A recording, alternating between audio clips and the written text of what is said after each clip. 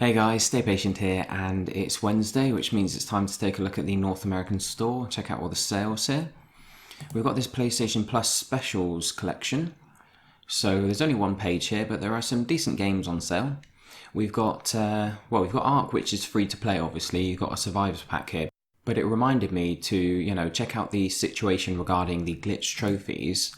Now, a couple of people on the channel did mention that they've patched the trophies, so they might well be fixed now. Don't quote me on that, I'm not 100% on it. I haven't had first-hand experience popping them. I think some of them may be a little bit buggy still, but I don't think any are outright unobtainable. We've got this trophy guide available though that Deathfuse has put together. And as you can see, it gives it a 1 out of 10 and 4 to 8 hours completion. Now the reason for that is because of the admin commands. So he explains how to use these. I mentioned these on the channel. Basically, you don't necessarily use them to automatically pop the trophies, but you can use them to change things in the game. So for instance, you've got the trophy here for retrieving all of the artifacts. Now, rather than going around the map and trying to find them all, you can actually summon them. So you put in summon artifact crate 1C, 2C, blah, blah, blah. And you do all of those and then you pick them all up and the trophy should pop. Now, if it doesn't, he mentioned several times that some of these are potentially glitched and, maybe these glitches are fixed by now. He did mention that he needs to update the guide a bit. But if they do glitch on you, he just talks about deleting your save and starting over. And with it being such a short game, that shouldn't be a problem. So that's a little bit of an update there for Ark, although you won't need to purchase this to be able to play it, of course. We've got the Ezio collection. Obviously everyone knows about Assassin's Creed by this point. Most people have played Assassin's Creed 2. It's the most commonly earned platinum ever. But just something to point out, that if you go to the trophy guide for Brotherhood especially, and I think maybe Revelations as well, the difficulty rating on it is given like a 7 out of 10. That's very high. But the reason for that is because of the online trophies, and they are only present on the PS3 versions of the game. So with Brotherhood especially, the online for that was a real pain, a massive nightmare. You had to team up with people and boost for a long, long time to be able to have a chance of getting there. Otherwise, if you played legit, it would just take absolutely forever. So that's why it's given a 7 out of 10. So you can pretty much ignore that rating, because what they've done is they basically copy and pasted the trophy guide from the PS3 version across to the PS4. And I think they've just deleted the online trophies, the description of them and everything. But just remember that the difficulty of these games, especially Brotherhood and Revelations, is going to be lower if you're playing on PS4 due to the online having been removed. So these are all fun games, they'll take you a bit of time, but they're not particularly long, 20, 30 hours or whatever. I forget exactly what it is, but they're decent games. I'm looking forward to replaying them myself. BlazBlue Central Fiction, you want to be careful of this one because the trophy guide gives it a 3 out of 10. But I think it's one of those cases where the person writing the trophy guide has a lot of experience with the franchise and they want to kind of show off their skill with it by giving it a low rating maybe. But the actual voting thread gives it a much higher rating. People are giving it 8s, 9s, I think there's a couple of 10s in there. There's a few 5s, but for the most part there isn't a single vote for 3 out of 10. So even the person writing the trophy guide hasn't voted for 3. So, just be aware of that one. I was just pointing it out because you might be looking through the sale, checking trophy guides and thinking, oh, I'll buy that based on the trophy guide itself. But if you check the voting thread, that's much more reliable and that will kind of give you a better impression of how difficult the game is. We've got Deus Ex Mankind Divided here. I'm going to recommend this based on purely selfish reasons because I have a step-by-step guide on PlayStationTrophies.org. This is linked on the stickied trophy guide, and this supplement itself has been stickied as well. As you can see, it just covers absolutely everything for the campaign or the miscellaneous trophies, how to get through each mission without getting spotted or without getting any kills. Where all the collectibles are. Literally every single trophy in the campaign is listed here in order with full descriptions and videos. I put a lot of work into this, as you can imagine. It took me a couple of weeks. I've also got at the bottom here, if you just want a collectible guide and you want to sort of get through the missions using your own route, if you want to face it, without following guides, whatever, you just want to know where the collectibles are in the main missions and also in the open world areas, then I do have that at the bottom of the guide and it's linked all the way through the guide as well. So yeah, if you do pick this up, just remember that this is here available to you if you want to use it. Like I say, it was a lot of work and the videos haven't got a ton of views, so it'd be nice to get a few more views on it now that the game is on sale. But at the same time, I have to say that it's an awesome game. I really did enjoy it. That's why I put the guide together. I had a lot of fun. I really enjoyed figuring out the best route through the missions and everything. They're great stories, they're great atmospheres, the stealth is brilliant, the powers and everything. So I do recommend it. $18, that's a decent price. So yeah, that's one of the highlights, I think, of this sale this week. I almost forgot, it does have some DLC, it does have a season pass available, so if you buy the digital deluxe edition for $27, that's only, another $8? $9, sorry. Another $9 will get you the season pass, and there are trophies related to the DLC as well, so you might want to check that out. We've got For Honor on offer. There's not a lot of feedback trophy-wise on that one. We do have Lara Croft Go, though. This is one of the easiest platinums. In fact, I think it is probably the easiest platinum on sale this week. That's $5 on PS4 and Vita. It does not stack, so there's only one shared trophy list across both of them. So there's no point in buying both. You won't get 2 platinums. It's just one shared list. But it's only going to take you about 3 hours if you follow a guide for it. We've got Mafia here. Mafia 3. A lot of people had trouble popping the trophies on this. I didn't have any issues at all. It's one of those games that you need to do 2 playthroughs for, and it is quite long-winded. It's not a great game, but it is quite fun. If you enjoy the Mafia series, it's quite a nice story, but there's just a lot of repetition when it comes to gameplay.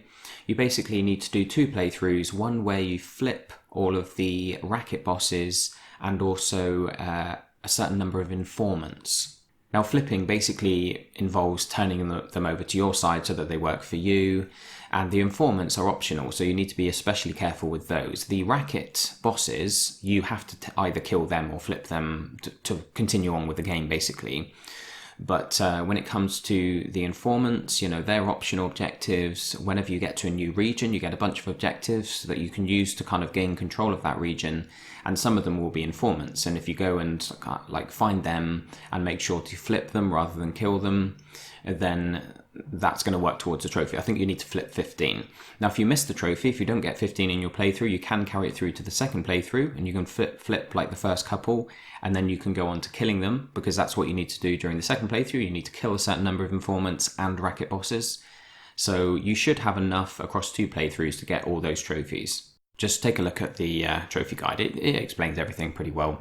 But it's an okay game, $30. I mean, it's not a massively cheap price, but you may want to pick it up. And I did notice, actually, a little side point, I noticed some DLC trophies got added this week. So it looks like they are adding some extra content with trophies related. So you might want to have a look at... I don't know if it's worth spending $10 to get the digital deluxe edition. Does this come with a season pass? Yes, it does. Well, if there is a season pass, then it kind of implies that there's going to be several DLCs. Hopefully all of them have trophies to make it worth buying the season pass in the first place. Anyway, let's move on. We've got Sherlock Holmes, The Devil's Daughter here. All of the Sherlock Holmes games are pretty easy if you follow a guide, and they're not too long either. Steep as a game this is the funny one. It's got a high difficulty rating on the trophy guide and the voting thread, although some people have voted a bit lower. Some people on the channel, though, have said that it's relatively easy. And I think the reason for this, the reason for the widely differing opinions on the trophies, is because snowboarding games are quite rare. So some people will go into this having never played one, and it's quite a different way of playing to any other style of game. So if you're new to snowboarding and you're trying to plat this, you might find it tricky. If you're the kind of person like me that loves snowboarding and has played all of the SSX games and platted SSX on PS3, then maybe it's going to be a bit easier. So I'm hoping that's the case. I'm hoping the people who are finding it straightforward, or at least, easier than the majority of people, I'm hoping they are feeling that way because they've played SSX and everything and they're in the same boat as me. So I might pick this up at some point once I have time to play it. It looks like a lot of fun. We've got Zero Time Dilemma. This is one of the Zero Escape games. If you enjoy Danganronpa, which I've recommended a few times on the channel, then you'll love Zero Escape as well. Virtue's Last Reward was free on PS Plus a while back, and that was a Vita game as well, so obviously you can only play this on Vita at the moment. They are bringing out a remaster for PS4 of Virtue's Last Reward and 999, which was the prequel. But, if you've got a Vita, these are some of the best games on the Vita, and it's a 1 out of 10 difficulty. There's no skill, really. It's basically an interactive, comic book, a visual novel style thing with some puzzles, but those puzzles can You can follow a guide for them and make them very straightforward. But for the most part, it's all about the story and the dialogue and everything. They're so exciting, really. Like, Virtue's Last Reward had me on the edge of my seat the whole time. I'd take it to bed with me and think, right, I'll do like half an hour before I fall asleep. And then it'd be like 2 hours later and I just wouldn't be able to put it down. Apparently, you can technically plat this in 5 hours, but only if you skip all the dialogue, which I really, really hope you don't do, because that's what makes it so much fun. If you just fly through it just for the trophies, then you're really missing out. But it's not going to take too long. I think it's like maybe 20 hours or something if you do play it properly. Watch Dogs 2 is relatively easy platinum. It's got some online trophies, but for the most part, it's nice and straightforward. It's not too long either. For an open world game, it's somewhere around 30 hours, if I remember correctly. Skyrim is much, much longer, fairly straightforward, but we all know how long-winded this one is. The crew, I don't know if the trophies have been patched for this. When I played it, there were some glitches where you had to do the 5,000 miles in one vehicle in one sitting. I mean, it was just a nightmare, absolute nightmare. I think they've fixed that, and I think they've also fixed some positive glitches that made the game easier in other ways, because you have to get, I think it's gold or maybe platinum trophies or medals or whatever on every event, and some of them are relatively tricky. But what you could do is use a bit of an exploit where you could repeat the same event over and over, and that would count towards a trophy. So I think they've probably fixed the annoying glitches that made it an absolute nightmare, but also fixed the glitches that made some of the harder trophies a bit easier. So I think it's kind of evened out. But if you've got the skill, then yeah, it's still a long-winded platinum. It's still very long-winded, but thankfully I don't think you need to leave your PS4 on for like 3 days straight working on farming miles anymore. And you literally had to sit there and press a button every like 10 minutes, before 10 minutes had passed, because rubber banding the controller didn't count as an input. So the game would literally kick you out of the server if you didn't press a button every 10 minutes. And oh man, it's just, I could talk forever. I think we spoke about that on the channel before. It's an absolute nightmare. Anyway, let's head back and take a look at the all deal section. We've got Ghost Recon is the spotlight sale. I mean, games are very expensive on PSN, obviously, so this is reduced a bit. It's a bit cheaper, but you can probably buy it for cheaper than this retail. $50 is still a lot to spend. All deals, though, this is going to also include all the Resident Evil games. In fact, most of the stuff here is either related to Resident Evil, or it's just little fiddly add-ons that doesn't have anything trophy related, maybe like PS1 re-releases that don't have trophies. A lot of it's like little bits of DLC or PSP games. So this isn't a great sale. There's not really much here that's even worth covering. Out of the actual games that appear on here, most of them are Japanese games. So a lot of them are ones that I don't personally have much experience with. And I like to talk about games that I do know firsthand, Now, I was researching a lot of the Japanese games. Many of them are quite long, as you'd expect. A lot of them are relatively easy, but I'm not going to talk about each and every one because it's going to be a bit boring listening to me literally just list off figures. But I am going to just highlight the ones that I think are especially quick or easy. Because for the most part, if you're the kind of person who enjoys the Japanese franchises like Senran Kagura, and I'm forgetting a lot of the names here. You've got Nitro Plus, One Chambara is quite a big series, I think. If you're the kind of person who plays them, then you know about them anyway. You know if the trophies are easy or not. You don't need to hear someone who is not very keyed in on it talk about it, because that seems to be a bit hypocritical. But we're just going to focus on a few games here. So we've got the Resident Evil ones. We're actually going to look at them separately in a moment, because most of the games in the sale are Resident Evil related. But what we've got, we have crumbs. I'm forgetting what I was going to highlight. Nitro Plus Blasters. This is one of the Japanese games that I was going to focus on. This one is given a 3 out of 10 difficulty. It's a fighting game, and it says on the trophy guide that if you're new to fighting games, it will take you between 5 and 10 hours, so it's still pretty quick. But if you're a veteran, then you can do it in as little as 2 hours, so between 2 and 5. So whether you're particularly skilled with these types of games or not, it looks like a relatively easy and pretty quick platinum. Now there's an interesting fact to mention about Corpse Party Blood Drive, which doesn't actually apply to the North American version, but it's just a little side comment. The Korean edition, if you can get a hold of the Korean edition, they actually forgot to take out the debug mode from the game, so they released it with that still intact. And you can actually use the debug to literally just go into a menu and pop all of the trophies in the game just by clicking on them. It's absolutely ridiculous. Obviously, Korean games are quite difficult to get hold of, but I just thought that was a little interesting side comment. Just something else I did forget to mention when we looked at Ghost Recon, I have looked at the voting threads for this.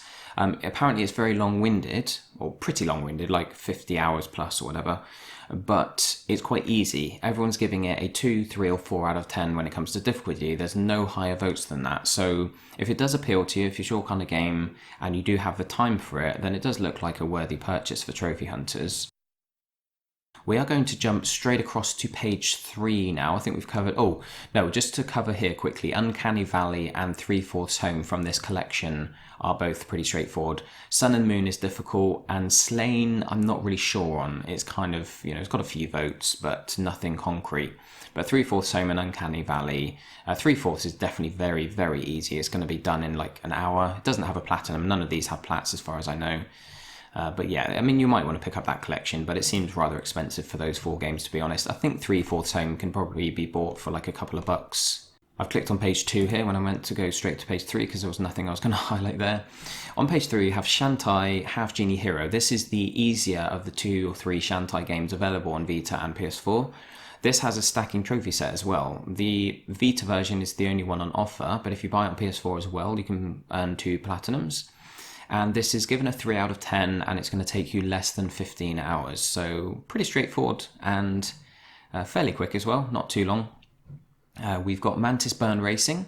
This is a game that does have some online trophies that you might need to set up maybe before you even start the game, because I think it's something to do with beating someone that is like a certain number of levels higher than you. So if you do that trophy first of all, then it makes it a lot easier because you can find someone who's level whatever it needs to be. But this looks fun. It's a game that we spoke about on the trophy update a few months ago when it came out. It's one of those top-down racing games, so some of you may find it tricky if it's a genre that you're not that used to, but if you are a racing game fan, then it looks like a fairly straightforward plat, and I think it's going to take you just over 10 hours to complete. We have, let's see here, there was another game on this page, Wing Kings. We keep mentioning this. I really don't know if it's easy or not. People have mentioned that it is. It's just a bit long-winded. Takes a lot of farming. I think if you've got 4 controllers, most of the trophies can be earned easily that way, but it's going to be a lot of farming. I don't think it looks like a fun grind, but you might want to check it out. Heroes of the Monkey Tavern. This was a game that we featured during this week's trophy update. I don't know if it's going to be easy, but it looks like it might be a game that might be worth keeping your eye on it. And I was just about to say that we're going to skip to page 5, but if I remember correctly, there is nothing on page 4, 5, or any of the rest of the pages that's worth looking at. It's a very fiddly sale, this one. There's lots of stuff that no one's really going to care about. So what I'm going to do is I'm going to show you the collected trophy difficulty rating threads on PlayStationTrophies.org, basically for all of the Resident Evil stuff. Now, I think all of the games now are available on PS3 and PS4. So if we go to the PS4 link here, we have Resident Evil 7, obviously is only PS4, but most of them have been kind of remastered for both consoles. And pretty much all of them are basically average difficulty. They range from 4 to 6 out of 10. That's pretty much it. I think Revelations might be a bit higher, but we've got Resident Evil 6 there is a 4.3, Resi 7's a 5, the remaster of the first game's a 5 as well, so is Resident Evil 0, Revelations 2, again around the same, closer to a 6 maybe, same with Resi 5, and Resident Evil 4, which doesn't have a platinum. This is a 5 out of 10 as well. Now I think if we go to the PS3 one, we've got the first Revelations,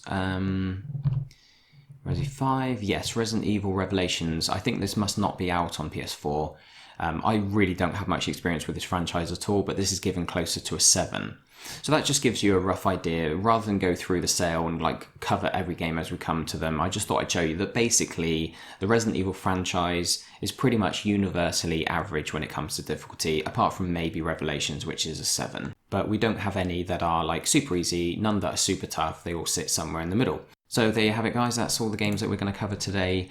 But stay tuned. Later on today, I'm going to be uploading the review of all of next month's PS Plus freebies. So I look forward to catching you there. Thanks for watching. Don't forget to like and subscribe, and I'll see you later.